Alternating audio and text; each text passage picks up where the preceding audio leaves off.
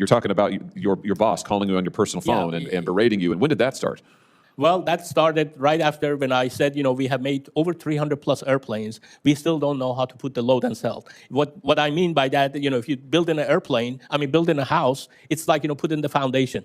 We have made over 300 airplanes. We still changing our process, like build the foundation to put the airplanes. We are struggling with that because they have changed the process, from stable to unstable situation. They're not building the same datums that we were building. So you're causing your own problem, but you don't want to admit it. Just force fit the problem, force fit the misaligned holes and everything else and move on. And that's what they have been doing. And that's what I have brought up to their attention. I told my boss that I said in the report, I said, we have made 300 plus airplanes. That should have been more than adequate for us to resolve these things. All the problems that we've had, we put Band-Aid over Band-Aid to resolve the problems, and Band-Aid over Band-Aid doesn't cover it. Maybe we need to consider some engineering fundamentals with a little bit of GD&T to figure out what the problem is. And right after that, he came back to my desk, and he like I said, he made the threat, and then after that, he says, are you in or are you out?